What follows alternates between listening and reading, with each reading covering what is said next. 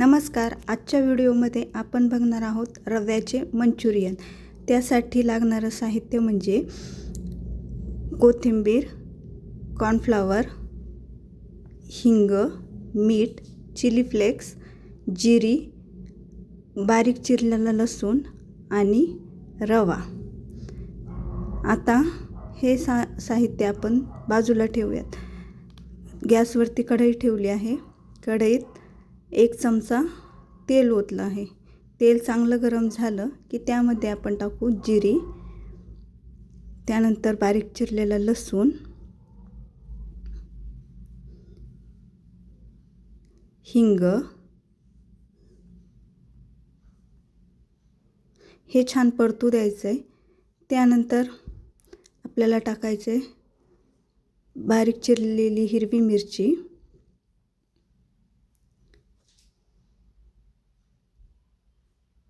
हेही चांगलं परतून द्यायचं आहे. एकदा आपल्याला हे सगळं हलवून घ्यायचं आहे जेणेकरून ते जळणार नाही, याची काळजी घ्यायची. त्यानंतर टाकायचे चिली फ्लेक्स. चिली फ्लेक्स हे छान परतून देऊन त्यात टाकायचे चवीनुसार मीठ. आता हे परत एकदा परतून घ्या आणि त्यात मीठ टाका आणि पाणी टाका. पाणी त्याच वाटीने टाकायचं ज्या वाटीने आपण रवा मोजून घेणार आहोत, म्हणजे 1 वाटी रव्याला 1 वाटी पाणी या प्रमाणात. आता पाण्याला चांगली उकळी येऊ द्या. उकळी आली की त्यात रवा टाकायचा. रवा भाजून घेतलेला नाही, कच्चा रवा घेतला तरी चालेल. रवा चांगला हलवून घ्या जेणेकरून त्यात गाठी होणार नाही, याची काळजी घ्या.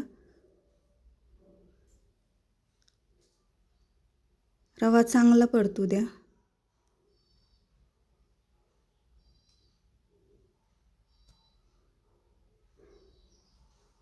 आता रव्यावर झाकण ठेवून आपण हे 10 मिनिट शिजवू देऊया किंवा वाफ काढून घेऊन या.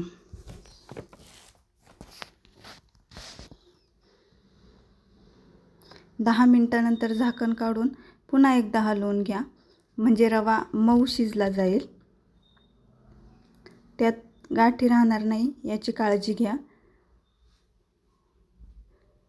रवा छान शिजला की बाजूला ठेवून द्या आणि 2 मध्यम आकाराचे बटाटे घ्या. हे बटाटे आपण किसणीने किसून घेऊयात. किसलेला बटाटा आणि रवा छान एकत्र मळून घेऊयात. त्यात बारीक चिरलेली कोथिंबीर सुद्धा टाका.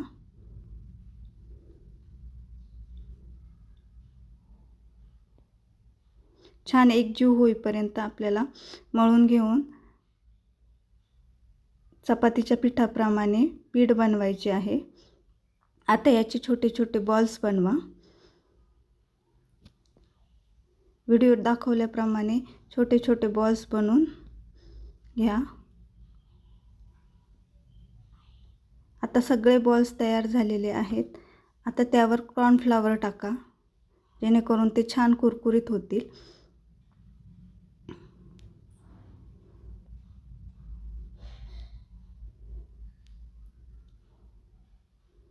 कॉर्नफ्लॉवर सगळ्या बॉल्सला लागली पाहिजेत, याची काळजी घ्या.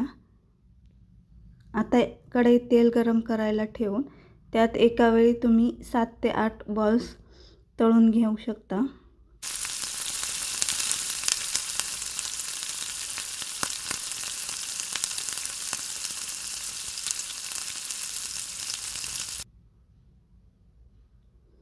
तळलेले मंचुरियन बॉल खूप क्रिस्पी होतात.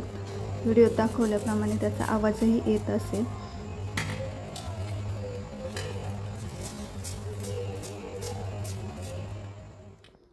खूप छान क्रिस्पी असे रव्याचे मंचुरियन तयार आहेत.